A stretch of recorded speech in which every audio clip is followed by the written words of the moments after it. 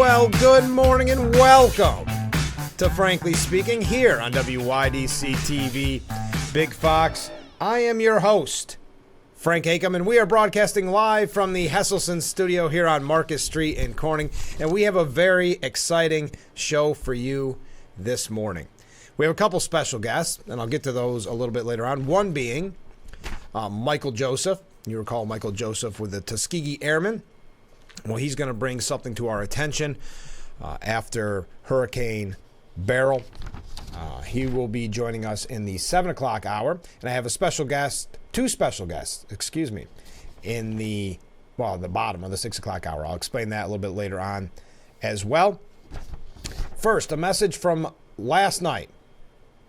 I'm completely stunned by what I watched tonight, meaning the press conference with Biden, and more than ever, fear for this nation. What is going on? I agree. But let me also say something that may be controversial. How's that? I believe Joe Biden, with all the gaffes from last night, you know Vice President Trump, earlier in the day, calling Zelensky Putin, all of the gaffes. I think the press conference was a nightmare for Democrats because Democrats wanted Joe to have a horrible debate part 2 performance. I think the bar was set so low that I think he did enough to keep the conversation going. And hear me out. Keep the conversation going that he can keep running. Now, what do I mean by that? It wasn't a good press conference, but it was much better than the debate performance. So I think, shockingly enough, that press conference was a good thing for Joe Biden. Now, I also, let me preface all this by saying, I do think the end is near. I do believe that the Democrats have had enough. Too many people are coming out now. I don't know when the end will come. And again, it's all up to Biden. Remember, it's all up to Biden. We talked with former Congressman Joe Semplinsky yesterday about it. At the end of the day, it's totally up to one person. But when I was watching the press conference, and I saw specifically the New York Times, and the New York Times has had the long knives out for Biden for a little bit now, and saying that he needs to step down, and they doubled down on that. And then recently they started fact-checking him.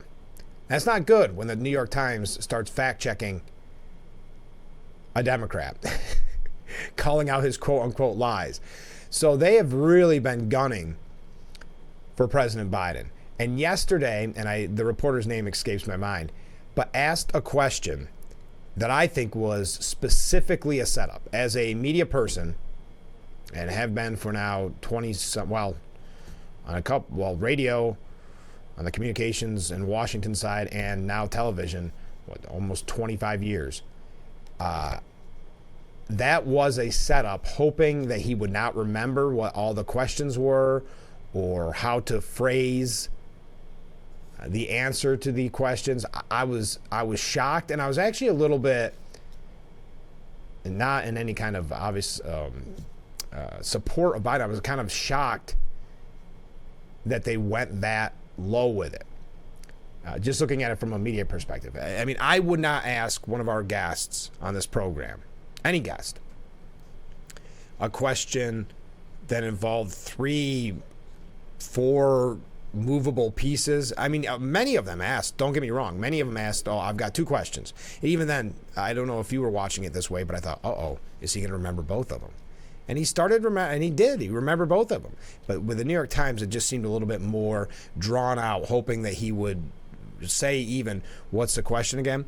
So anyway, that to me was very interesting. They were hoping for Democrats were hoping for a horrible performance from Biden. And though they've got a bad performance, they did not get the the destruction, in my opinion. Now, some agree with me on that. I see many in the media disagree with me on that. And again, this is not saying this was a great press conference. It wasn't. It was just better, and I'd say significantly better in some ways than the debate. It didn't start that way. I will concede that.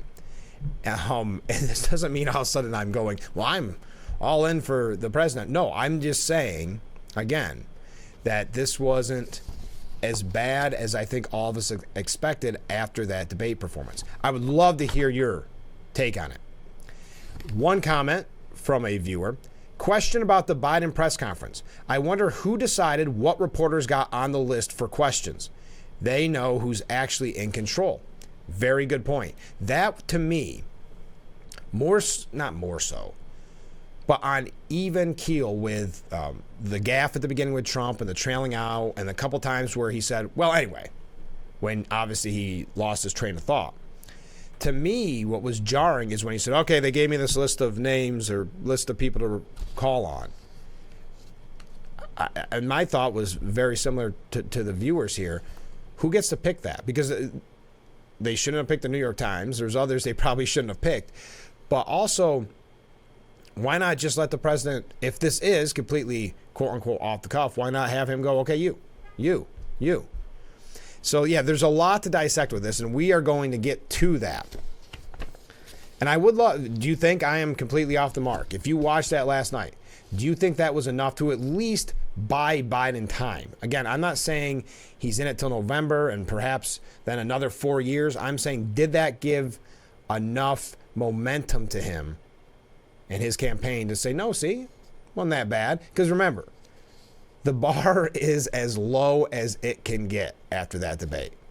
And he was a little bit, I would say even significantly above that bar. But again, significant above a bar that low still is not a great performance. Okay, let's start before we get into that. I've got good news. If you've been concerned about the legalization of marijuana in New York and kind of the wild, wild west nature of it and how disastrous the rollout has been in the Office of Cannabis Management, well, they decided to focus, state cannabis regulators have decided to focus on what's important. And that is scrapping a rule that had originally barred the licensed stores. We're not even talking about the sticker stores or the illegal stores. We're talking about the legalized marijuana licensed by the state of New York stores. They were originally banned from offering discounts. That is no longer the case. Yes, the discounts at marijuana stores on marijuana products has been okay because they argued that it put a disadvantage on the legal shops to the illegal operators, which is still amazing that they can't do anything to control the illegal operators. But listen to this. Discounted prices on cannabis gummies, oils, and other items could be offered to seniors. Okay. Military veterans. Okay. And this is what caught my eye. Students. That could mean buying 2 10-packs of pre-rolled joints for the price of one. That's just one of the sales that they suggest. They could also enroll students. Now, we assume that means college students. Students, who knows the way the language has been written from the beginning, who even knows. They could also offer loyalty programs for special deals for maybe first-time buyers. The restrictions made it much more difficult for dispensary to operate like a regular business in the economy. The new rules will allow dispensaries to operate much more efficiently. Listen, the optics of saying student discounts to me, that's the only reason I mentioned that story. Oh no, I'm going to run late this morning. I can tell already. We're going to have a fun Friday morning. Yes, we are going to talk about the press conference. We're going to talk about the whole G7, everything you need to know. By the way, I know we've received a lot of good comments, but I really enjoyed the conversation with Joe Sampolinski yesterday. And I think we all learned a lot from that interview. And it all boils down to, and I know Hillary Clinton said it at some conference the other day, that at the end of the day, it's up to Biden. And we've got to remember that. And he was very adamant yesterday during the press conference that he's in it to win it, as the saying goes. So, yes, here's how I knew he was doing okay with the press conference. Hear me out on this. Because I was watching it, and about, I don't know, halfway through, I started getting bored because he was actually answering the questions. Here's a comment from a viewer. It absolutely bought him more time. And it's in Trump's favor to keep him in the race. I agree. There's talking of drafting Michelle Obama. Yes, there's always talk of drafting Michelle Obama. And I don't say that lightly to your comment, but yes, there absolutely is talk of that. I don't know what to think of that, because Michelle has always claimed she does not want to get into politics, but desperate times calls for desperate measures. So we'll see. I never count anything out, especially the way this election has been going. The nuttiness of it all, I don't count anything out. Maybe Oprah does join in too. You know, all the names they've always thrown around. The Rock. Maybe he joins. I don't know. I'm not, I'm not making light of your comment at all. I do think they're trying. I think there's a lot of the elite insiders that are really pushing hard for Michelle Obama, and I think they have been for a while. There's a piece that we may get to later on that said, now's your time to bow out gracefully. Because remember, the media is in all-out attack mode on Biden. It's shocking to watch. Again, we talked about it yesterday in the program. It is really fascinating to see the media say, you know what, we don't want him anymore. Because we think, at the end of the day, it's not about his health. It's not about the health of the nation. It's about defeating Donald Trump. Because where the main focus is their hatred on Trump. So when they saw that they could not cover up for Biden's health anymore because of that debate performance, they said, okay, the gig is up. Let's go. Let's go after Biden. So the press conference did enough to keep the momentum, or start the momentum again, to keep this alive, at least temporarily, meaning the campaign. Yet there's some of the media that decided it wasn't enough because, again, now the long knives are out. We've got another comment. He was too long on his answers. I know, I got bored. And that's what got kind of shocking to me. I know I'm going to run late all morning. That's what got shocking to me, because I thought, he'd give the quick ones, or he'd, skip over when it was a three-parter, two of them. Most of the time he answered them. Again, not truthfully, not factually. Even CNN did a fact check on him, which is another bad sign. They weren't truthful, and some of the things he said were hyperbole or just a major attacks on Trump. That seemed to be his goal last night, be more of a campaign press conference. When I got bored and started, that's when I was kind of thinking, that's when I was thinking, wow, this is very different than Biden we've seen recently. That he can actually keep going on a long-winded answer. Sounded like rambling. Shorter would have been better, less chances for mistakes. I agree. I could not agree more. And it did sound like rambling. That's why sometimes he lost his train of thought and said, whatever. Or something. Is that what he says? Anyway. So I do think he lost his train of thought numerous times. Was that supposed to be the positive news, the cannabis? Not feeling it. I know. I agree. Thank you for all the comments coming in already. Yes, I jokingly said that was the positive news. Imagine New York State, as disastrous and embarrassing as the legalization of marijuana rollout has been for the state, that they said, you know what? It would be good public relations if we say that the legal places are allowed to offer discounts to students.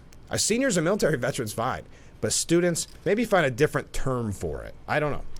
Yeah, no real positive news to start off, I guess, this morning. Unless you're a Biden supporter, did he do enough to save it last night? Let's take our first break. We'll be right back with Frankly Speaking. Look at that beautiful view of Market Street as we broadcast live from the Hesselson studio. I'm your host, Frank Acom. I'm so glad you joined us this morning. One quick thing before we get into the press conference. The Democratic Socialists of America has revoked its endorsement of AOC just weeks after giving her the endorsement in the first place. Why? Because she held a panel to combat anti-Semitism, and she had the audacity to affirm Israel's right to exist. So what that unendorsement has exposed, if you were not already aware, is the Democrat Socialist ugly anti-Semitism coming from the New York Post editorial board. Even AOC, who's embraced most progressive messaging on Israel, calling the war a genocide, opposing the supply of further weapons to Israel, etc. But recognizing the humanity of Jews seems to be a bridge too far for the national DSA, Democratic Socialists of America. Really, they might as well clear up all the confusion and just call themselves the National Socialists of America. So there you are. Okay. Going back, and I don't want to keep talking about the media. Well, I do want to keep talking about the media, but I don't want to keep talking about my time in the media. But there's a lot of controversy over this Milwaukee radio station that has admitted that it scrubbed multiple remarks from Biden from an interview because the campaign requested it. Now, there should be outrage because the campaign requested it. I will say, at least in radio, it's not that rare or that odd to cut sometimes an answer down to make up for time or because it just wasn't that interesting or whatever. So I'm not really shocked at their editing. I'm shocked for their excuses and that they were pressured by the campaign and caved. It was on the July 3rd interview with the president on the Earl Ingram show. They came out, and it's civic media, and they came out and said that it fell short of journalistic interview standards, that they edited the tape because the campaign said, could you cut that out? That wasn't good. You know, the first edit, this is why I want to share it with you. The first edit came about 5 minutes into the 18-minute long interview, in which Biden claimed, I don't even want to say this on the air, actually. He used antiquated language to describe African Americans. It's not super bad. It just sounds very, well, it's bad, but I mean, it sounds awkward, okay? And then the second one comes as he was talking about the Central Park 5. And he responded because he was, anyway, I don't want to get into the history of it, but he said, I don't know if they even called for the hanging or not, but they said convicted of murder. So they cut those out. Very, again, just an antiquated term. And then that comment there. And they cut those out. But this is where I have the problem. The organization said Ingram's team, quote, viewed the edits as non-substantive. So we know the Biden campaign has been struggling with the African-American vote for quite a while now. We know that the spotlight has been on him because of his gaffes. Those two things combined make those very substantive.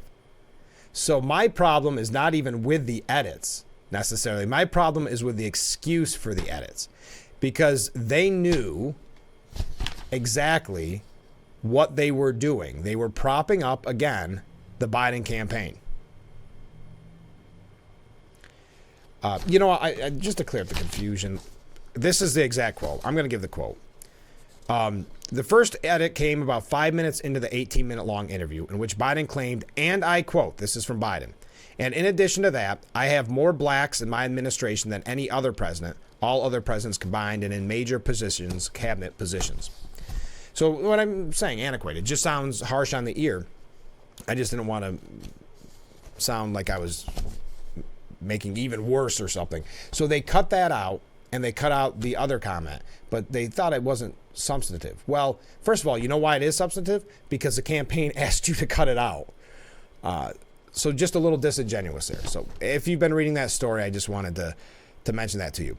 Also, speaking of the media, CNN says angry and stunned Democrats blame Biden's closest advisors for shielding public from the full extent of president's decline.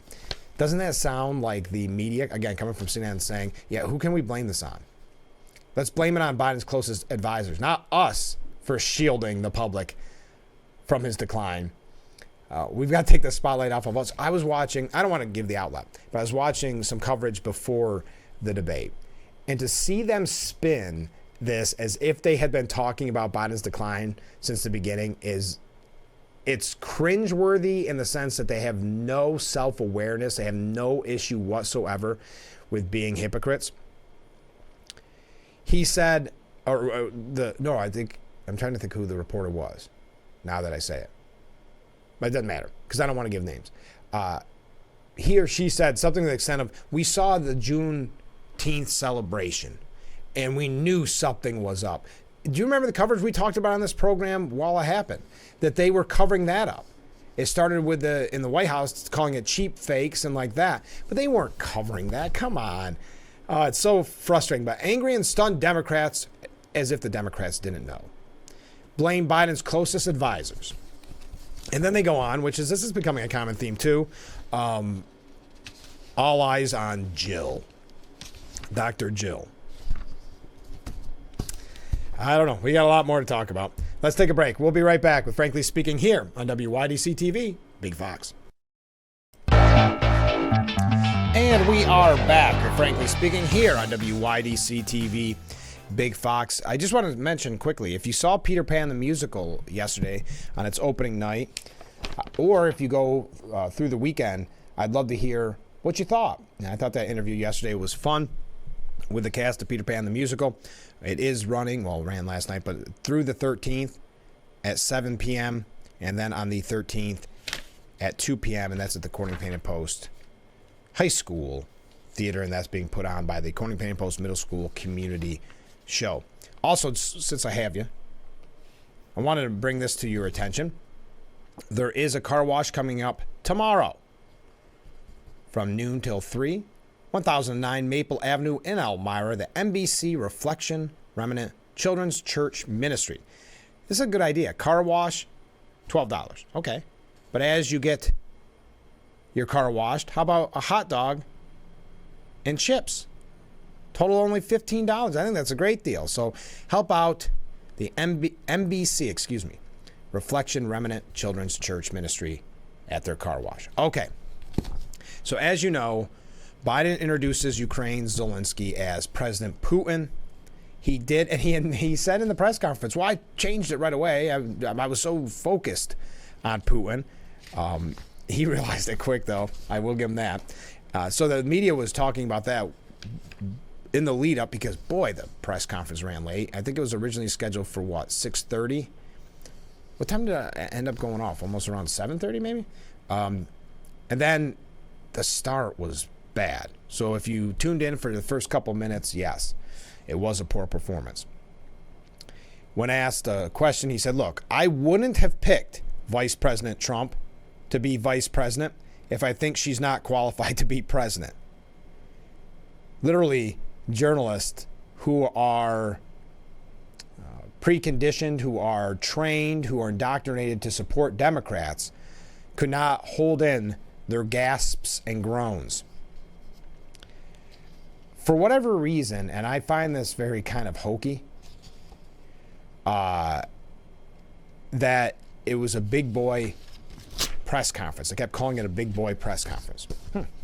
I'm not sure where that came from, but it's kind of Washington speak, I suppose. And as one viewer had commented, that I think one of the shocking points of the press conference was when he said, quote, I've been given a list of people to call on. Wouldn't you love to know who came up with that list, why those people were chosen? Because I think the questions weren't necessarily softballs. He said, with that, I'll take questions. I've been given a list of people to call on here. And then he paused, checked the list. Reuters, Jeff Mason was the first one. But yeah, Vice President Trump was, I would say, his biggest gaffe. I think this keeps him in the race. Now, after the press conference, 3 more House Democrats did call on Biden to drop out of the 2024 race. Representative Jim Himes, the top Democrat on the House Intelligence Committee, Representative Eric Sorensen, and Representative Scott Peters became the latest in the party to publicly plea for the president to retire. Quote, this is Himes, quote, the 2024 election will define the future of American democracy, and we must put forth the strongest candidate possible to confront the threat posed by Trump's promised MAGA authoritarianism. I no longer believe that is Joe Biden. Yesterday when we talked with Joe Semplinsky, I thought it was former congressman. I think it was interesting what he had said that, and we've talked about this in the past, that, it's hard to hear people lecture us about the authoritarianism when there was the waging of the lawfare against Trump. This idea that it's a threat to democracy. And I think this spoke to a lot of people that maybe were on the fence about Trump or on the fence about even voting because Dennis Quaid said it, the actor, on a kind of anecdotal note, that's what drew him into Trump. Not that he liked Trump, but the weaponization of the judicial system is a scary precedent for this country. So again, the lecturing on democracy is, I don't know, it falls on deaf ears at times. Trump did mock Biden over the press conference.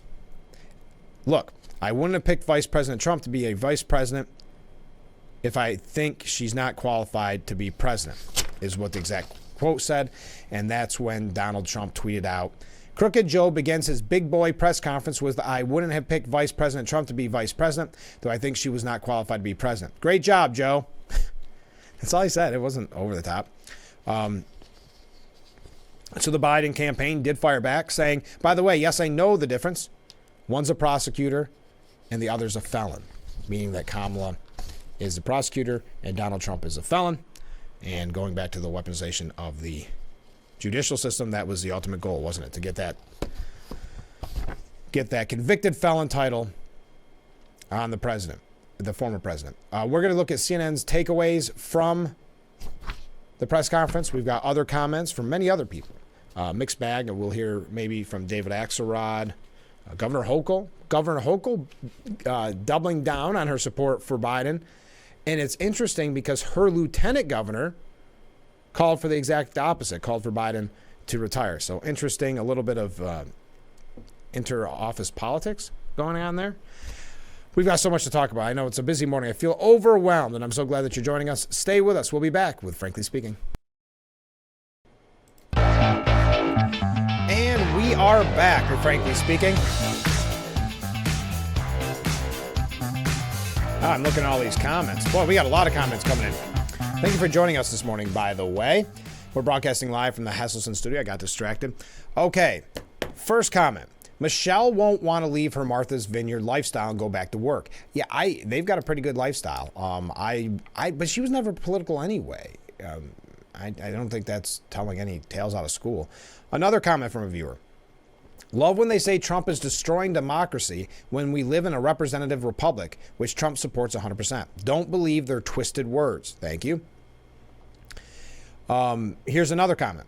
Think it was great that he did, meaning Biden, did such a good enough job and to emphasize to stay in the race. I'm hoping people stay on the fence all the way till November. It'll be a solid win for President Trump. Thank you very much. Another comment. I did find that puzzling. The list of media to call on. Still a plan to feign fairness, in my opinion. But bottom line, please tell me when truth went out of style. I don't have the exact date for you. I apologize. Next comment from a viewer. Your show is so predictable. Put down the Democrats no matter what and put the Republicans on a pedestal. Thank you very much for the comments. We try to read them all here on Frankly Speaking. I don't know what to tell you. If you think that's the case, I would respectfully disagree, but I don't know how to convince you otherwise. From CNN, the takeaway from Biden's critical NATO news conference. This is by Michael Williams. The performance serves as a Rorschach test for nervous Democrats. That's why, again, imagine this. This is kind of fascinating to think about before the debate. That the Democrats want their nominee for president of the United States to have a bad performance. Not all Democrats, but the ones that want Biden out. They want him to have a bad performance. That's kind of, I don't know how many times throughout history that's been the case. Another takeaway, according to CNN, Biden eagerly takes on Trump. Yeah, I thought that was, it really did turn into kind of a campaign press conference. And he went after Trump throughout the whole press conference. And I've got to say, that's one of the reasons why I suggested that this was enough to keep Biden alive in the campaign. Next, Biden brushes off concerns about his campaign, saying, I'm just going to keep moving. I think I'm the most qualified to run for president. I beat him once and I will beat him again, Biden said, referring to Trump. There's a long way to go in this campaign, and so I'm just going to keep moving. And then it's and this is another takeaway from CNN, it's no longer only the Lord Almighty who could convince Biden to drop out, because that's what he originally said to George Stephanopoulos. He was more restrained on Thursday. He reiterated his belief that he's the best qualified to win, as I mentioned. I believe I'm the best qualified to govern, and I think I'm the best qualified to win. But there are other people who could beat Trump too, But it's awful hard to start from scratch. And, we talk about, money raised. We're not doing bad. We're going to put $220 million in the bank. We're doing well. And he does have a point there. If you look at the calendar, you look at the time frame, you look at the campaign cash, because really Kamala is the only one that could get that because of paperwork, could get that full war chest. But I do find it interesting from the beginning that from quite a while ago, Biden said there are many other Democrats that could beat Trump. That was long enough ago that there could have been a competitive race. Now it does get more tricky. This is what's interesting. The news conference, doesn't stop the bleeding as more Democrats defect from Biden. We mentioned that there are others, but I don't know. I think, here's David Harsanyi at the New York Post. Says Biden was just good enough to save his candidacy, much to the Democrats' dismay. Everyone was waiting to see if the leader of the most powerful nation in the world could answer a few questions without a script. That fact alone tells us that Joe Biden shouldn't be running for another term. But if we grade his performance on the biggest curve in presidential history, then Biden probably did enough to stay in the race. And that's why I mentioned at the beginning of the program, that was my thought. Watching it, there were numerous times where I said, this is probably enough. I don't know if it's going to stop calls for him to retire, but it may not pile on. We did get three more House Democrats. But I think he can make the argument, and his campaign can make the argument that, he can still go on. But as David Harsanyi says, that is terrible news for Democrats. Sure, the president's big boy press conference, which is how John Kirby and Karine Jean-Pierre ridiculously referred it to, started late. I didn't realize they were the ones that first came up with that big boy press conference. That's weird. Biden was wrapping up the NATO summit. He already started the day poorly while he was talking about President Putin. Biden began his first press conference in 8 months by slurring his way through a campaign speech he read off a teleprompter in front of the international press. Yeah, I would say that was probably the worst part, was the teleprompter. When he was asked a question, we know about Vice President Trump. Later, the president noted that he followed the advice of the commander-in-chief. That was an awkward moment. Bad news, because everything the commander-in-chief said about foreign policy was complete gibberish. Biden assured us that he's pro-union and not labor. When speaking about his love for staff, Biden noted he was catching hell from Dr. First Lady Jill Biden. Still, the presser had all the hallmarks of a latter-day Biden event. Non-sequiturs, mumbling, creepy whispering. Yeah, that did get kind of weird. Inexplicable yelling and rambling rhetorical journeys into verbal cul-de-sacs. Anyway, when he would say that anyway, he answered quite a few that way. In the moments the president was coherent, when he was coherent, he was lying, says David Harsanyi. Biden's absurd self-aggrandizing was bolstered by a slew of fictitious accomplishments. And I'm not going to go through all the specifics of this. It's possible Biden isn't suffering from dementia, but delusional disorder. It was another bad day for the press, which largely asked irrelevant questions, or ones so broad that Biden could lean back on talking points. And that is a very good point. There were many that threw him essentially softballs, although, again, I think the New York Times was trying to set him up. But as always, Biden called on a pre-selected list of reporters. Because the debate had set expectations so mind-bogglingly low, it might obscure the fact that none of this is normal. Again, the president refused to share the results of alleged cognitive tests with the public. Yeah, they got to find a better answer for that. He refused to admit that age was a factor. The only thing age does is, quote, create wisdom, he said. If only that were true. Let's be honest, one press conference shouldn't allay the apprehensions of the elite Democrats who turned on Biden once his mental decline was exposed. Because, again, it isn't about the health of the nation, because they knew about this for a long time. It wasn't about the health of the nation. It's about making sure someone's in there that can defeat Trump. It's about electability. They've been covering it up for years, the elites. Now they want to move on. And just because Biden can barely put it together to prepare for a single press conference doesn't mean he's okay. As anyone who has dealt with elderly know, there are good days and bad ones. It has been quite clear for a long time that the president is no longer able to do his job effectively. If the debate was at the bottom, this was barely above it, and yet it might have saved his candidacy. And that was kind of my thought watching it last night. I see a lot more comments coming in, so keep them coming in. You see the number on the bottom of your screen. We're going to take a short break. Stay with us. After the break, well, we got a little bit between that, and we got a guest coming up. I'll tell you about that a little bit later on, 2 guests. So stay with us. We'll be right back with Frankly Speaking.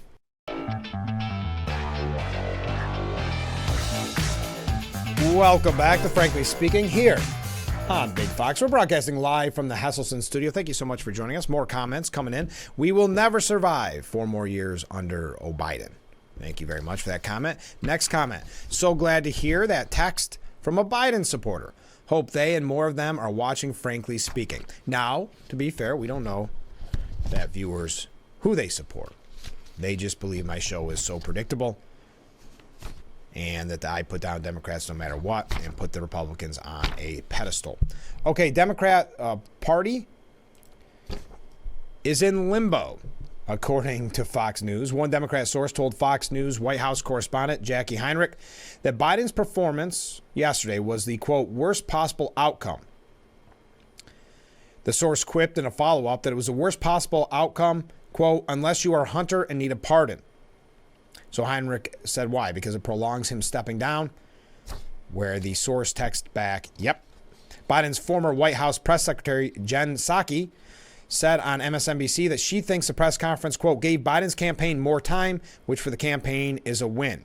It doesn't mean it's a win for the process because his purgatory and this in-between is a real challenge. And the uncertainty is what's a challenge for down ballot candidates. And that's interesting. The longer it does last, the tougher it becomes to find another candidate or to figure out what the process will ultimately be. Because what did I read today that they're saying it's nearly impossible for him to be replaced on the ballot in Michigan already. But, okay, so we gave you, this is what the show does. We gave you one side that said that's enough, or 2 sides that said that's enough to keep him in. Tony Diver, coming out of the Telegraph, out of the United Kingdom, said Biden looks finished. There's surely no coming back from this. If Joe Biden wanted to design a pair of gaffes to cause his presidency as much damage as possible, it would be hard to do better than his performance on Thursday. But do 2 gaffes, one being President Putin when referring to Zelensky, which I believe he's done in the past. I may be mistaken on that. And the other major gaffe, of course, saying Vice President Trump. Is that enough to bring down his campaign? I would say there are other things in that. The teleprompter reading was a little awkward.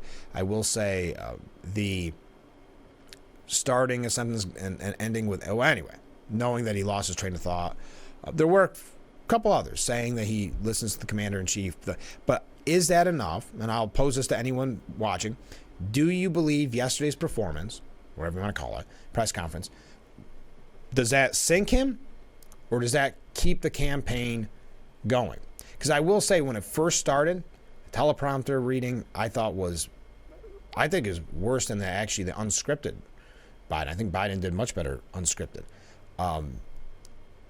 Do you think that will save or destroy his campaign? The awkwardness at the beginning, the Vice President Trump, but then after that, somewhat normal press conference. And we're not talking about the substance of what he had to say. I'm just saying the actual performance of it. Do you think that was enough to save him? But we've got to take a short break. And then when we come back, we're going to have 2 guests, and I'll explain a little bit more when we come back. So stay with us. This is Frankly Speaking And we'll get your comments in too as well. This is Frankly Speaking here on WYDC TV. Big Fox, stay with us. Ooh, a little loud. Welcome back to Frankly Speaking here on WYDC TV. Big Fox. I'm your host, Frank Aiken. We are broadcasting live from the Hesselson studio. So we got a bonus Steuben Senior Services Fund interview this morning. Let me explain a little bit behind this interview. So yesterday, I was sitting here in the studio. I don't remember what, about lunchtime. And two young kids were at the window. They seemed excited to see the studio. They wanted to get a picture from the studio, and their father took a photo. And so I thought, naturally, here are two young kids. It's summer break. Kids want to have fun on summer break, so what do? They wake up every morning, 6 a.m., they watch Frankly Speaking, like any reasonable kid would do on summer break.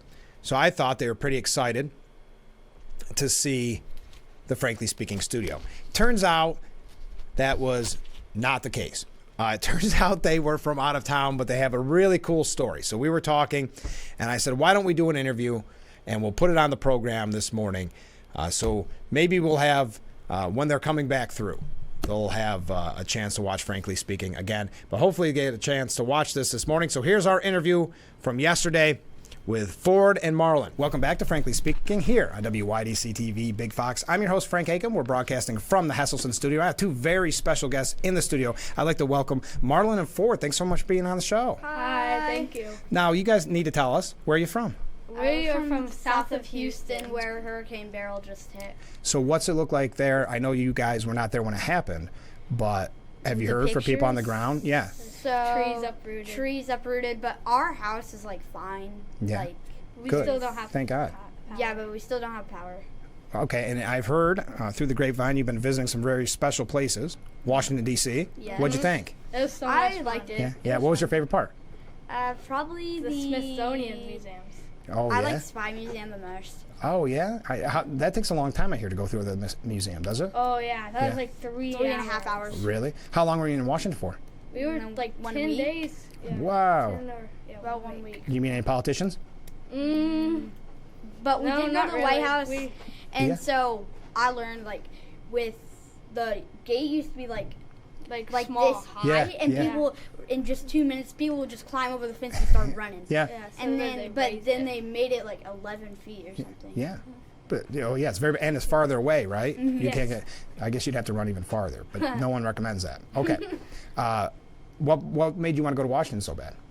We just like road trips. We just like road trips. So we went to Washington. I mean, we went to California. I mean, not California. Oh my gosh. That's okay. It's live TV. we went from South Houston to South Carolina. Oh. Yeah. And then so we stayed there with my uncle, grandfather. Yes. And then we went to another place and wait, it was in North Carolina, right? It was in North Carolina. There's no tips on the side.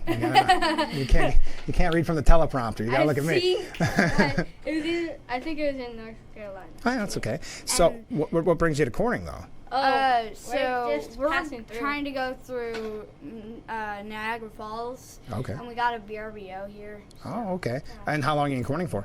We're tonight, and then the day after that we leave. Okay. Are you going to go see the farmers market? Mm-hmm. Yes. Yeah. That's what we're doing. It's packed. It's got a lot of good food and a lot of fun things to do. And then next to Niagara Falls, you looking forward to that? Yes. We're going to see it from both sides, so Canada and U.S.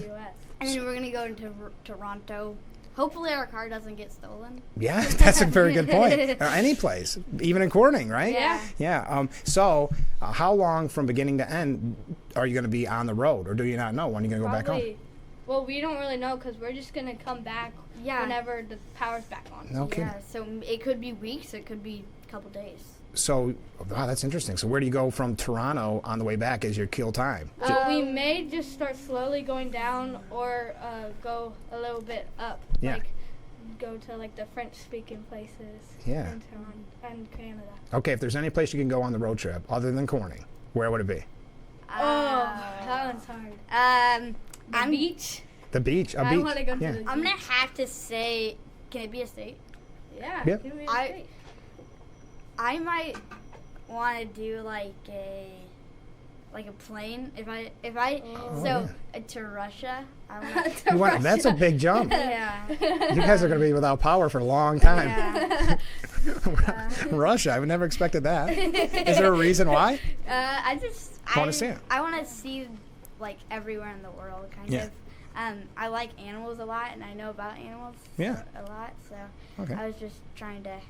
I want to, because Russia has one of the most endangered species in the world. No kidding. Well, I hope you can go. I hope that your power comes back before then, but I hope someday you'll be able to make it, okay? Me too. So before we go, what would you say to everybody watching in Corning and Elmira? What? Well, in Elmira, actually, we thought there was a tornado in Elmira, and it was just a fire truck because we are right by the fire station. Oh, yeah. So were you really? Yeah. Tornado! And, yeah. So you're not going to say anything to Elmira?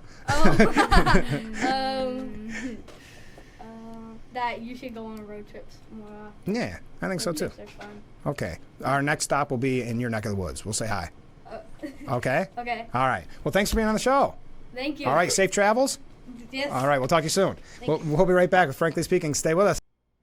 There we go. There's our new friends to Frankly Speaking. Thank you to Ford and Marlin's Wiki. I will say we did it on the rush, so I apologize that the name was not higher up on the screen. I think it went good. I think it was an interesting interview. Isn't that amazing, a road trip like that?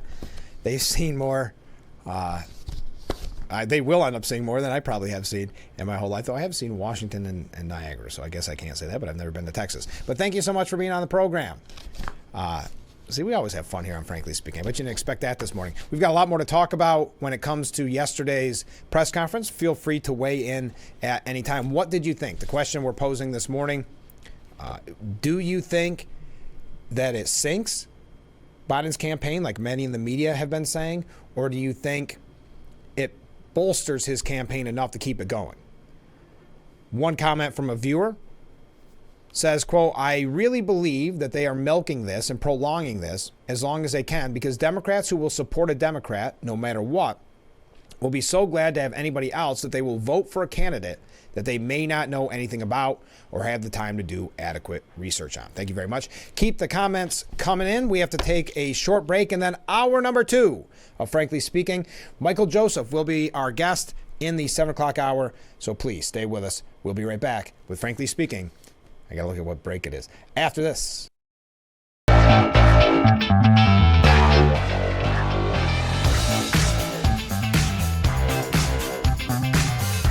Hour number 2 of Frankly Speaking. Welcome.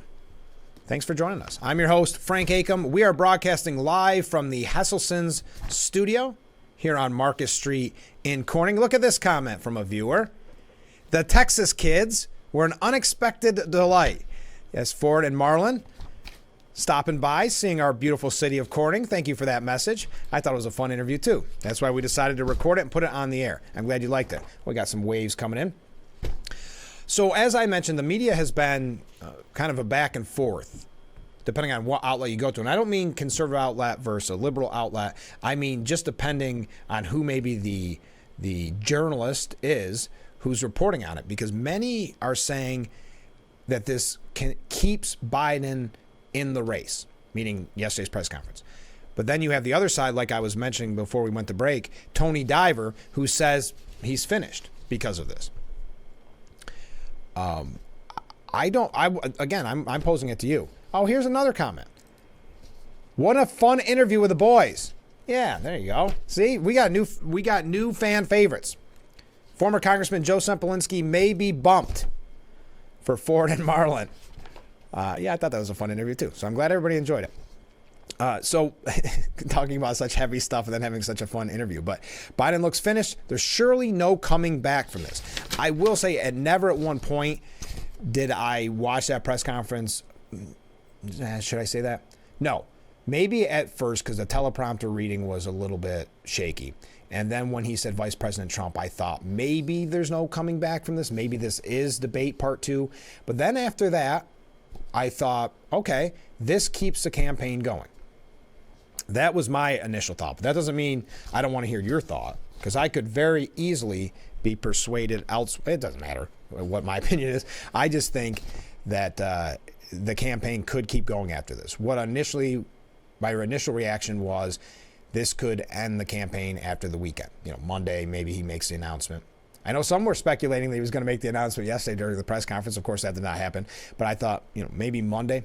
But I think there's enough to keep him going. David Axelrod, because we give you every side. That's what I'm saying. This is what's so important about the show. CNN senior political commentator and former Obama advisor David Axelrod said on The Source on CNN, said when he was asked those questions, he really didn't have a great answer for what people should expect in the future based on what they're seeing now.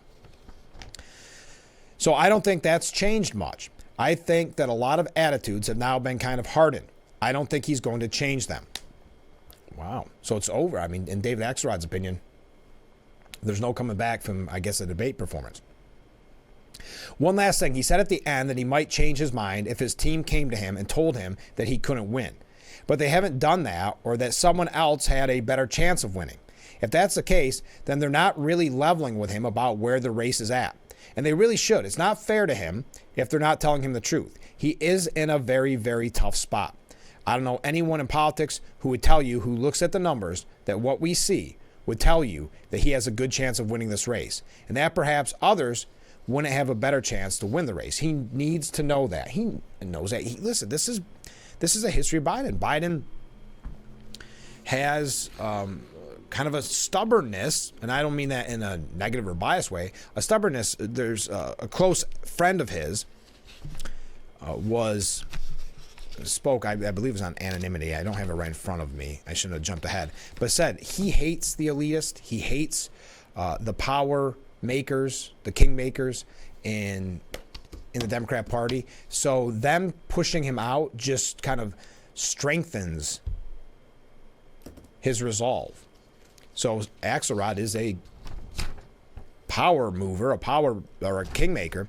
He also said, and I think Axelrod has a good point here. This is on CNN's The Source. He said, well, first of all, my assessment was that they made a smart move by having this at the NATO conference, almost like the State of the Union. He's so comfortable in that environment in the Congress and at a NATO conference, which is his strong suit. And in the second half of that press conference, you saw that that's his comfort zone. He's very, very influential on national security issues.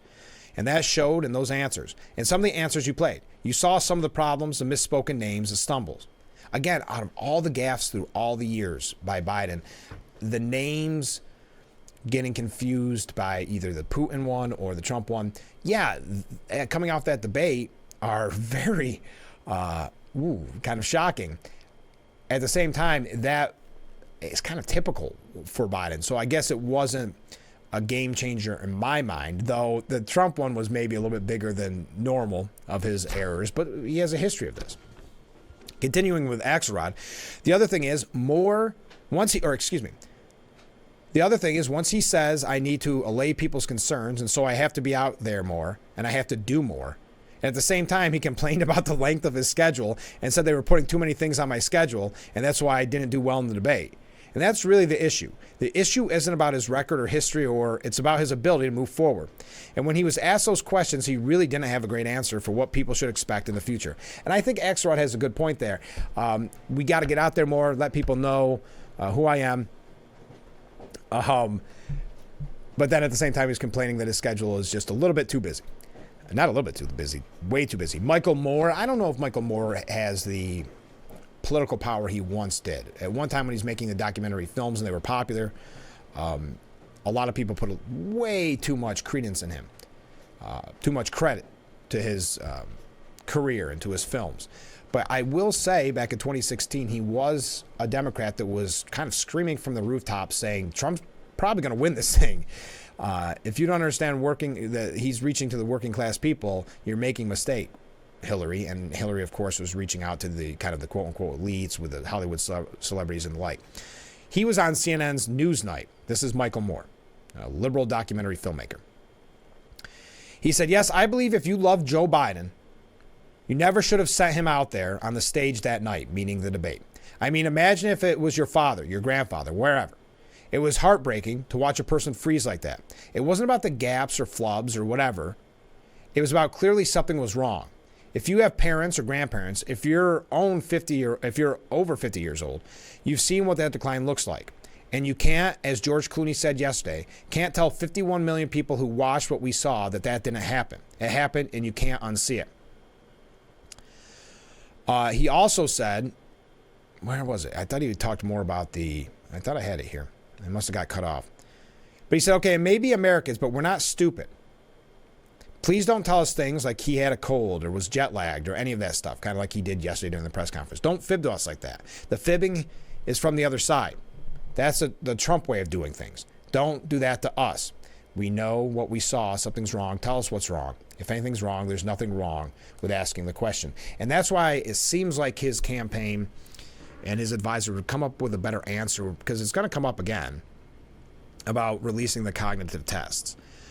I don't think that was a solid answer. But again, we're not talking about necessarily the substance of the answers this morning. We're talking about, do you think that was enough to keep the campaign going, or do you think within the next few days, maybe after the weekend, we could see the campaign, or I shouldn't put it that way, Biden retire? Chris Matthews, I'm telling you, we're giving all sides of this. And this is what's interesting. You have what you would consider liberal anchors and liberal, quote-unquote, journalists or talking heads, pundits, how about that, all having different responses, from it saves him till he's out. This is what Chris Matthews said on Morning Joe. He said he's a politician who's been good at it, meaning Joe Biden. Yeah, we mentioned this yesterday on the program. He's been a politician his whole life. He's been reelected every time since then in Delaware with pretty healthy majorities. And life, he lost his wife and he lost his daughter and he found Jill. Now, who's going to listen to Jill or George Clooney? Who's he going to listen to, Jill or George Clooney? I'm telling you, it's personal. He's had the elite, and it's also true. I think people are using AI now to try to, or some type of thing, and it makes all these typos in it. But he hates the elite, and it's so true about the elite. He is absolutely right about the elite. Look at President Obama. He served for 8 years loyally, and yet Obama backed Hillary Clinton for president, and he didn't back him. But I hear he never even invited him upstairs. He had a good reason to be resentful, but he isn't. He puts up with it with the elite. But right now, he's got the poor people. But right now, he's got the poor people, he added. This is Chris Matthews. This sounds really weird to me. He's got minorities, he's got the Hispanics, he's got the labor. He's going to hold that base of the Democrat Party, which he will need in November. And I'm telling you, people are going to end up rooting for him in October because he will have a comeback. And in this elite fashion attack on him, they're going to pay for it. But in the end, they're going to end up voting for him. So I think Biden will be the little guy. He'll be the Democrat in this race, the true Democrat. And he's going to get people to turn for him in October. And it's going to be stunning. He is not quitting. He's not built to quit. That's what I think. And I think it's the most important thing we're going to resolve here tonight, meaning at the press conference. So the elite, he lives off the elites attacking him and overcoming that. A CEO friend of Joe Biden said that there's no way he's dropping out. He hates the party elites. So that is, I'm not going to use a word, the kind of the loaded term talking point, but that's what many people are thinking is, many people think is going through his mind right now about whether he will stay or go. When you have the George Clooneys, when you have, the David Axelrod, when you have those type of people coming out and calling for him to step down, it just gives him more resolve, it gives him more kind of hard-headedness in a politically positive way to stay in the race. But the CEO friend of Biden being interviewed by Charles Gasparino for Fox Business, also a columnist for the New York Post, he said there's no blanking way he's dropping out, the friend said. Joe Biden couldn't care less what the elite and his party thinks, what the elite fundraisers think, or anyone else. He really hates them. He really hates them. I worded that strange. He'll take their money, but he knows they look down on him as some rube. Plus, he thinks he's earned the presidency after trying so many times, and there's no way he's giving up to go down in history as a loser who dropped out because he isn't tough enough.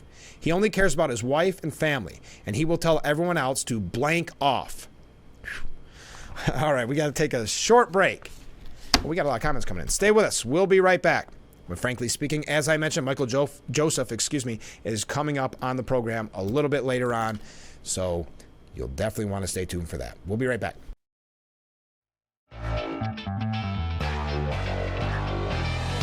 overlooking historic Market Street. We're broadcasting live from the Hesselson studio. We're having a blast this morning. Thank you for joining us here on Frankly Speaking. So many comments coming in. We'll start with this one. I'm so confused on who are currently in the top 2 jobs in our government. I have heard Biden say he is the president. I've heard Biden refer to President Harris. I've heard Biden refer to himself as the first black woman vice president. I've heard Biden refer to Vice President Trump. I've heard Biden say he was talking with the commander-in-chief, who I thought was the president. I'm a simple man. Please help me understand who is in control of our country. Thank you very much, Ken. It's a very, very good point. That made me laugh this morning when I read it. Thank you. Another comment, and I don't have the answer, obviously. I don't think anybody does. Next comment. I feel the comment about you being biased towards Democrats is not accurate. If you're just joining us this morning, we received a comment early on. I mean, hey, we tried to read all comments here that just said that I'm predictable. Where is it? Your show is so predictable. Put down the Democrats no matter what, and then put the Republicans on a pedestal. I will say one thing. Whatever you think about that comment, doesn't matter to me. I appreciate the comment, as a matter of fact. I will say, at least I was honest with you and reported on Biden's decline. I think that's more than other outlets can say. And we weren't doing it just after the debate, by the way, too.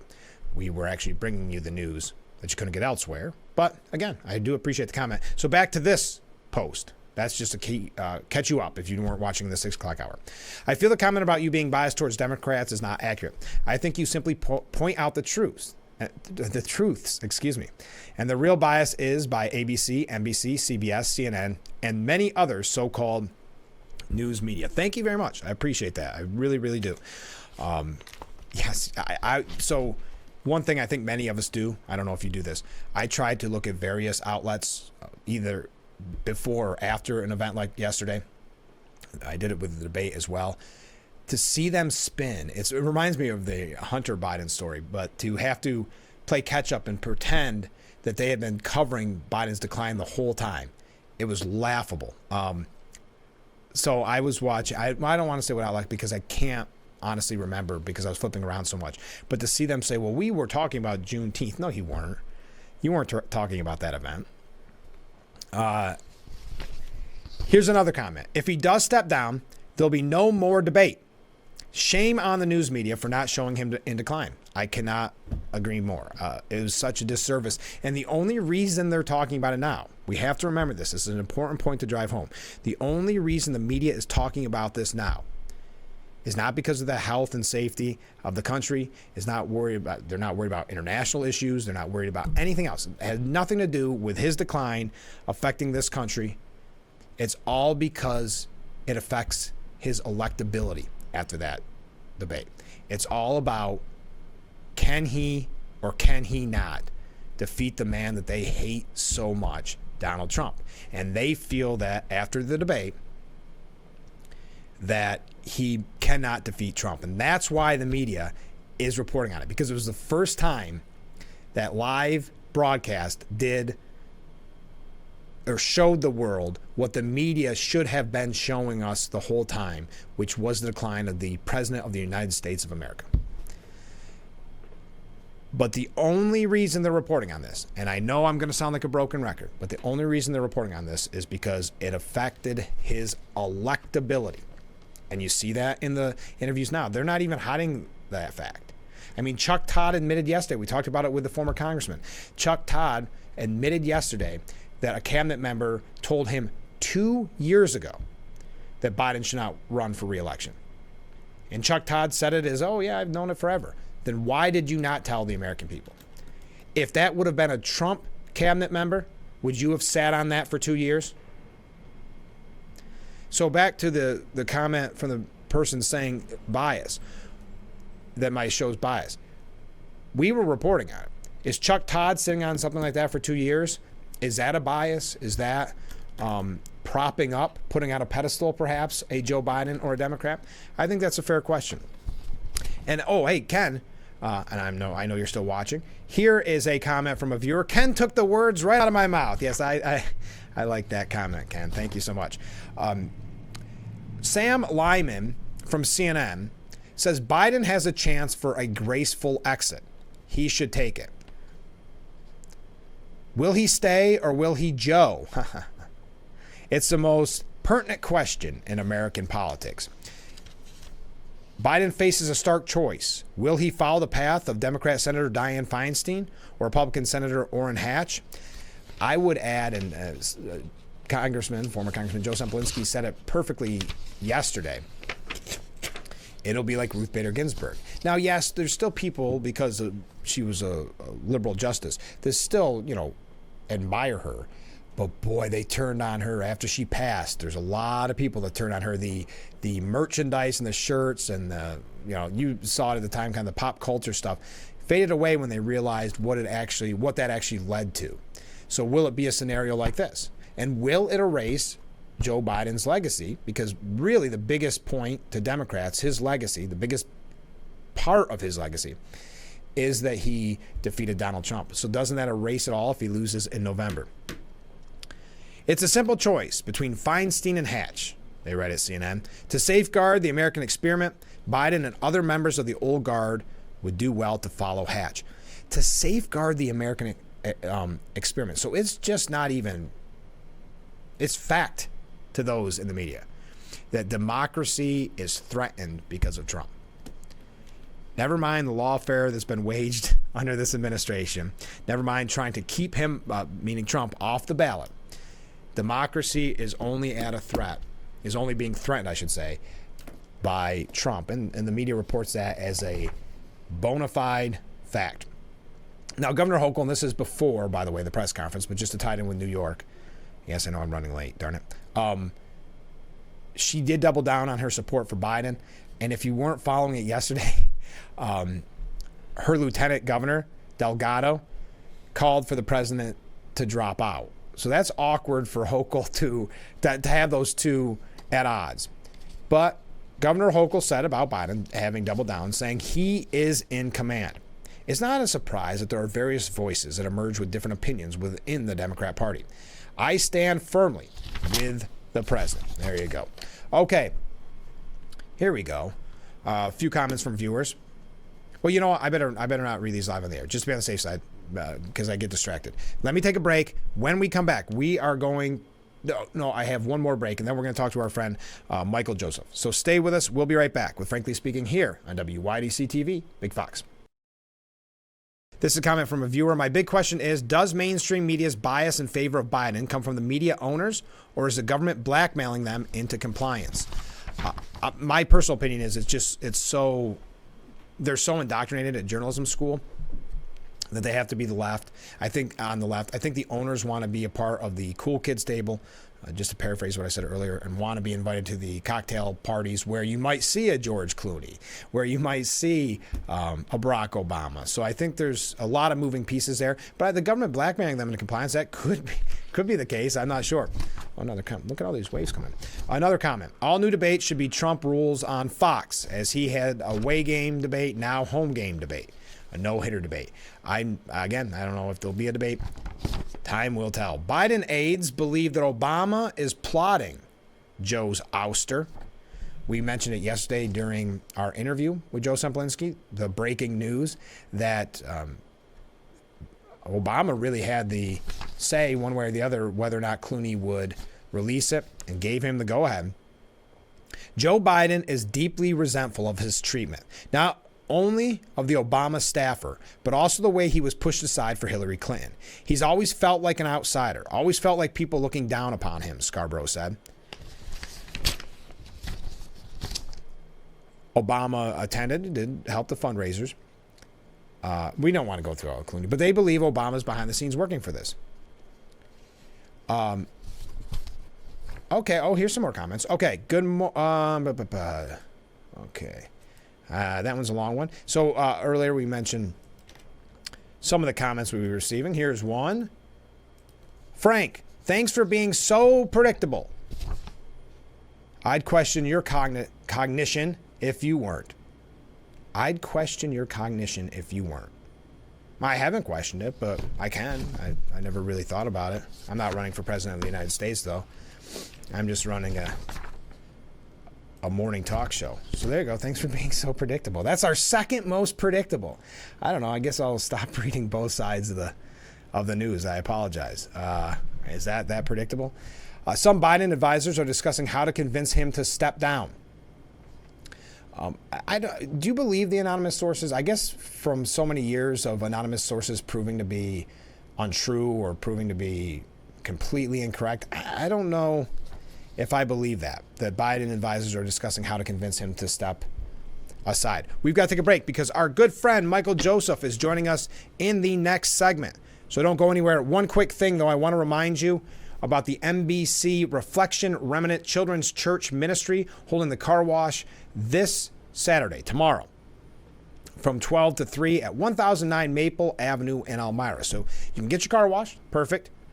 Especially with this weather, get your car washed for $12. But as your car is being washed, why not have a hot dog, a bag of chips, and a drink for $15? So best of luck to the MBC Reflection Remnant Children's Church Ministry on their fundraiser, and I hope everybody can make it out and help that great cause. All right, we got to take a break. Michael Joseph, when we come back. This is, Frankly Speaking, here on WYDC TV. Big Fox, stay with us. Welcome back to Frankly Speaking here on WYDC TV, Big Fox. I'm your host, Frank Aiken. We're broadcasting from the Hesselson studio, and this is the Stu Benz Senior Services Fund section of our program. And joining us in on the interview, Michael and Deborah Joseph. Thanks so much for being on the show. Thanks for having us. Yeah. Now, explain to us why you're here, because I'm starting kind of blind, and I was hoping, we had a quick conversation yesterday, I was hoping you could tell me a little bit about why you're in here today. Right. So, we've been here many times talking about things like the Tuskegee Airmen. Mm-hmm. And my family is from a tiny island in the Caribbean called Carriacou. Okay. Grenada, Carriacou. And one of the relatives that we had, George M. Fleury, he was from Carriacou, a cousin of mine who served in World War II. He was a Tuskegee Airman. Okay. And Grenada underwent Hurricane Beryl, and Carriacou bore the brunt of that hurricane, and it was a disaster over there. And so one of the things we want to do is make sure that people are aware of the ongoing needs of the people, and I'm going to share some of that with you. Well, and I know we've heard about the hurricane, of course, and some of the devastation, but I don't think we're hearing about all of the devastation. You were telling me a little bit. I mean, they're almost completely wiped out. Yeah. Well, let me give you, share with you the Red Cross report on it. So on Thursday, July 4th, the Grenada Red Cross team conducted a rapid assessment and witnessed firsthand in their total devastation of the island of Carriacou. 98% of the homes, buildings, and critical infrastructure, hospital, electricity, water, communications were knocked out. Urgent needs in Carriacou and Petite Martinique are water, food, including infant formula, clothing, baby products, shelter materials and temporary shelters, tarps, hygienic materials, medical supplies, and water. Now, if you wish to donate to the Grenada Red Cross hurricane relief efforts, there's some banking information that we can post. Okay. And so you'll have that. But across the United States, there are several of us who hail from Carriacou. My parents were born there, and I was born in the United States, but still have strong ties. I've been going back since the 60s. Oh, really? So Yeah. Are you able to hear, you've been going so often, are you able to hear anything from the ground, or just reports like that from the Red Cross? So right now, because telecommunications have been down, the cell towers were just ripped away. It was difficult to get through to people. So several days have passed since the hurricane made landfall last week, and it took about 4 days for me to get a communication back from one of my relatives over there. Does there seem to be a lot of help on the ground? Right now, there are a few generators being put up, but the devastation is so complete, and people are have started to arrive. In fact, there's a newscaster that is on site Okay. that actually witnessed the roof coming off of the hotel that he was in. Wow. And so there's some video, and we can see if we can get some of that Please do. overhead drone video to show. So you just recommend, kind of before we go, because there's not a lot of information, we're not getting a lot of information. Right. Is there any place that you'd recommend other than the Red Cross that people go to find out updates on the ground, or is it too early for that even? Definitely. You can get updates by going to YouTube, and there are news agencies that were covering this. Okay.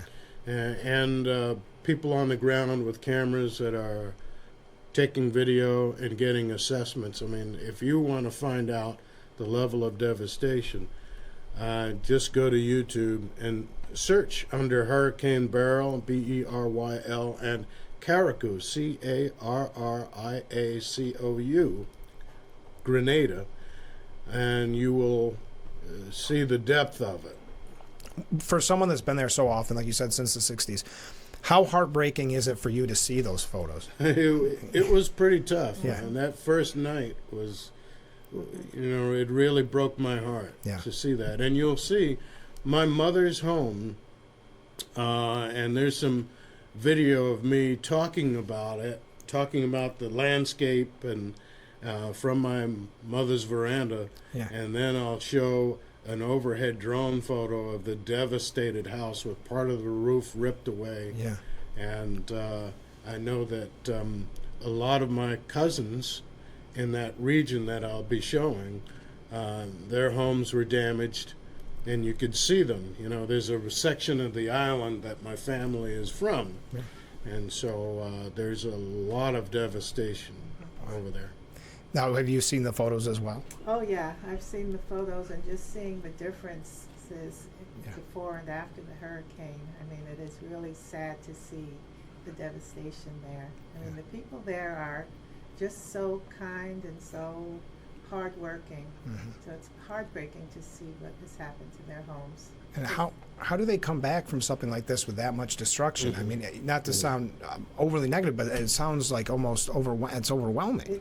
It feels a little overwhelming. Part of it is the geography, I think. Grenada is the main island, and Carriacou is a tiny island off of Grenada. So in order to get anything to Carriacou, you have to take it to Grenada and then either take a slow boat or a freight plane or something to get to Carriacou. So just the logistics of getting supplies to Carriacou is overwhelming. Yeah, and they have seen this kind of devastation before. Hurricane Ivan came through 20 or so years ago, and before then, it's about every 20, 25 years that this sort of thing happens. But this, it has not been quite this devastating to this degree. Okay. Where I watched an extensive video of that news person, and I'm forgetting his name. He travels across the country, roads that have been cleared, but power lines are down, and they're weaving through power lines and down trees, and boats up on the shore. It's quite extensive, the damage, but they do rebuild every time this happens. They rebuild. So they will prevail. It's just a matter of when, and that's why they need help.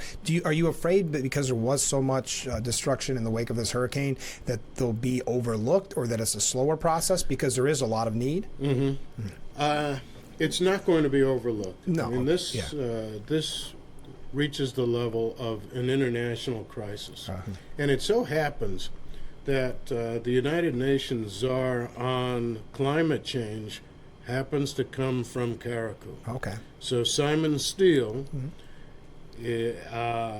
was appointed to that position, I think just a couple of years ago, maybe two or so years ago.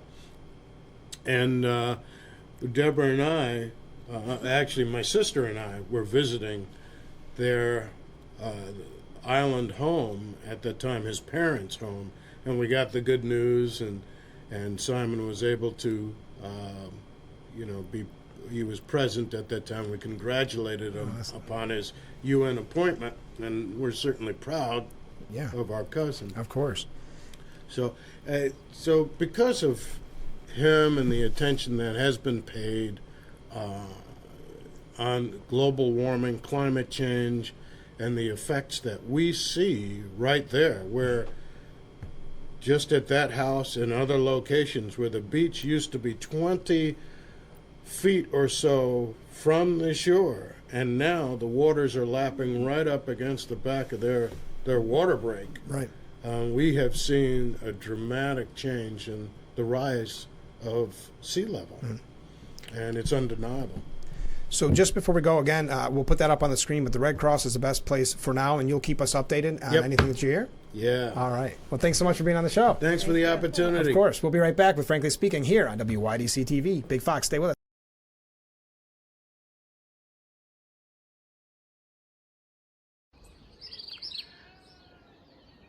It is a beautiful morning in Carriacou in the Grenadines.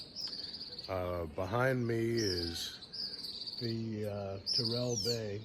This is a bay that's popular for the yachtsmen that come here, and the downtown is there, and so there's shopping available for people. You know, it's a well-protected harbor, and so even though storms may come, it's very calm. If you were to look just at, this is our house here, and behind me is McAneal Bay, and this is a bay that has less harbor protection, but it's a beautiful bay.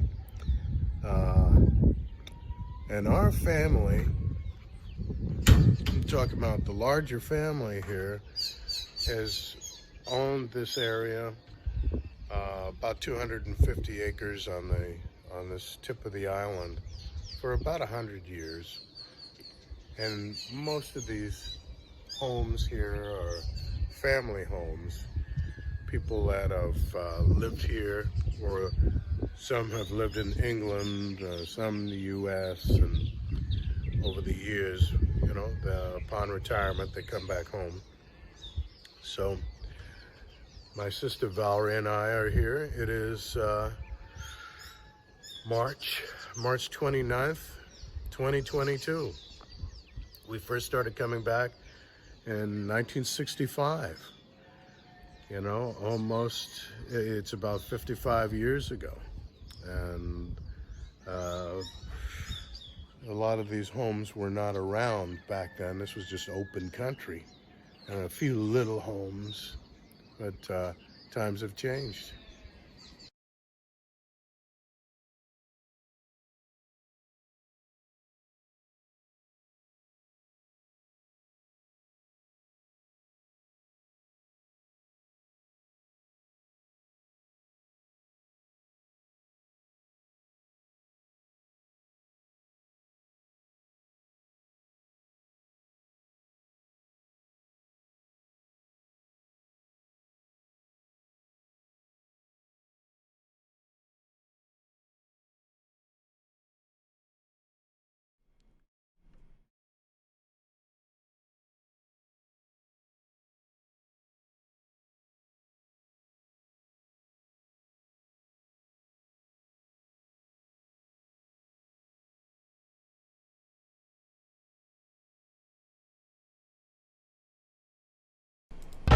And we are back with Frankly Speaking. Thank you so much to Michael Joseph for being on the program. The best way to donate, redcross.org. So thank you to Michael Joseph, good friend of Frankly Speaking. All right, so many comments to get to.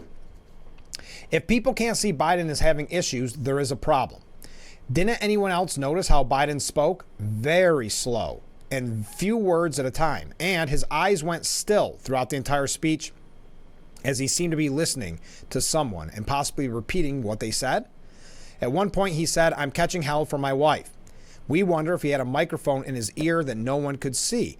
You know, I thought about this when I read the comment. I've never had that happen. I know news reporters can do it. But everything you get here on Frankly Speaking is right up here, for better or for worse. So I've never had that. That would seem so distracting to me. I would think that would be more difficult. I don't know. I'm just playing off what you said. I've never experienced that. Next comment. Oh, I've got to say this. I mentioned this earlier.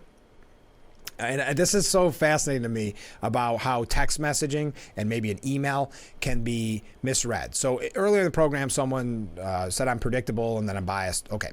So this person wrote, and I'm going to read it in two different ways. Okay. This is the first way. This is how I read it. Frank, thanks for being so predictable. I'd question your cognition if you weren't. So I thought, wow. Okay, that's too predictable. Another person doesn't like my show. But I said, boy, they waved before they said that. Most people don't say something negative before they wave. So, or after they wave. So I went back and reread it. And I like it better this way. And it's confirmed that I believe it's confirmed that it's the second way. Frank, thank you for being so predictable in that sense. Thanks for being so predictable. I'd question your cognition if you weren't, meaning if you weren't so predictable. So it's interesting how text can be taken out of context. I guess it's all what you're thinking. Okay, next question. And thank you for this. Tell every American that the moving wall is at Williamson High School. Yes, we had that great reporting from Sonia Ellison from Big Fox News at 10 on yesterday's program, talking about that moving tribute, the moving wall. Highly recommend it to everyone. I've seen it in the past, but it's back in the area, Williamson High School. Hopefully everyone can make it out. Next, we have a comment watching the program. And they ask the question, not ask the question, they say this has got to be a first. They're watching the program live from the University of Tennessee, on the campus of University of Tennessee. They even sent a photo, and I didn't ask permission if I could show the photo, so I got to see the photo. But right on campus, watching Frankly Speaking. So yes, that is definitely a first. Thank you so much. All right. I think we're good. We're playing a little catch up here.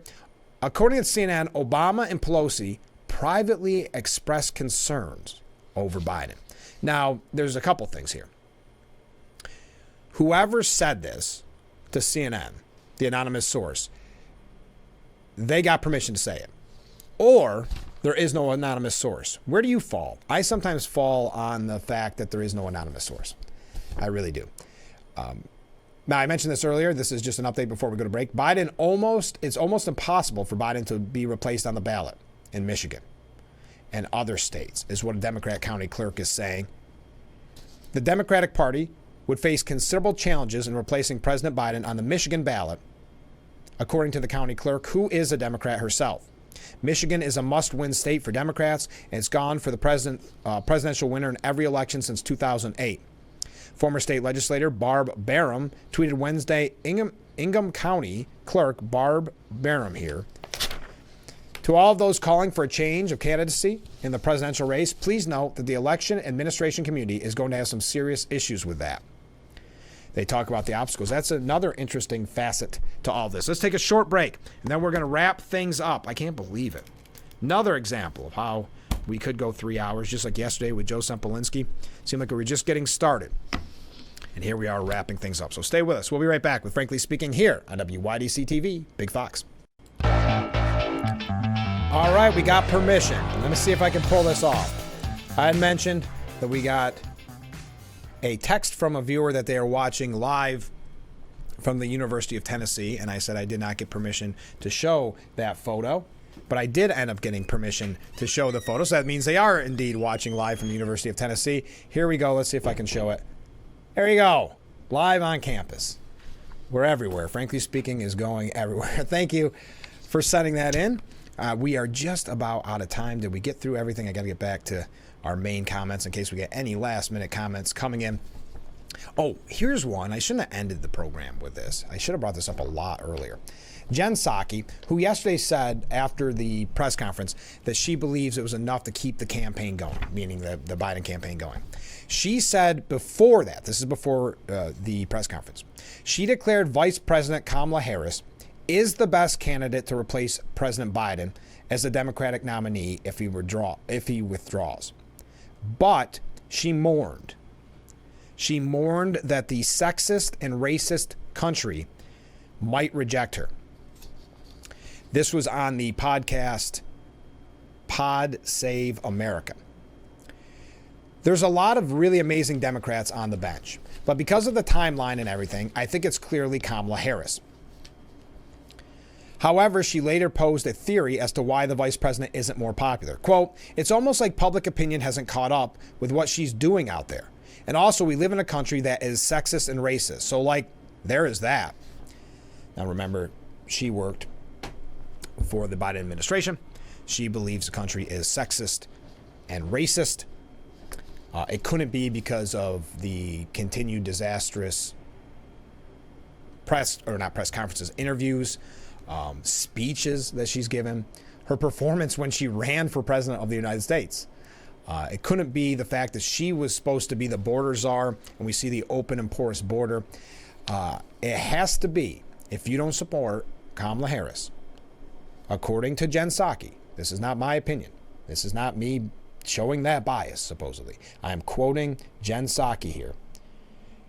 That, and I quote, we live in a country that is sexist and racist. So, like, there is that. I don't know. That statement's so weird to me. So there's that. Okay. Keep that in mind. I bet you're starting to feel guilty now if you don't support Kamala Harris. Is that what that tactic is? It's supposed to make you feel guilty or maybe convince you that I better vote or Jen Psaki is going to think I'm sexist and racist. George Clooney is changing his tune on Biden. Just show how pathetic Democrats are, says Douglas Murray. In the same way that Joe Biden thinks, what would Hunter suggest when he wonders about staying in office? Whenever I enter the voting booth, I always think, what would George Clooney do? Those of us who rely on Hollywood actors for our political views don't get them often enough. So how very lucky we were to get one of these Biden-Harris email lists last month when we got a personalized email from Clooney himself. It's George Clooney, it opened. How the heart sang. George Clooney is emailing me. This is a hilarious piece. I wish I would have mentioned it before, but we can't bring it all out. But perhaps Clooney and Kamala could try to work out their differences, and who knows, maybe that will be the ticket. We are out of time for today's edition of Frankly Speaking. Thank you to everyone who joined us. I want to thank our friends Ford and Marlin Zwicky on their road trip across the country for joining us on the program this morning. We filmed that yesterday, but a nice surprise guest, and they are now a fan favorite. So I hope they have safe travels. I also want to thank Michael Joseph for being on the program. If you do go this weekend to see Peter Pan the musical, it will be tonight and tomorrow at 7 p.m. or tonight, tomorrow, and Sunday, at 7 p.m. and then on Sunday at 2 p.m. at the Corning Planning Post High School. I'd love to hear what you think of it. On Monday, I'll read those comments. Have a great, fun, safe weekend. This has been a great week, folks. This has been a fun week of Frankly Speaking, as it always is, and I can't thank you enough for joining us. We will be back Monday morning with Frankly Speaking, starting at 6 a.m. only on WYDC TV. Big Fox, as I said, have a fun, safe weekend, and we will see you bright and early Monday morning. I look forward to it already.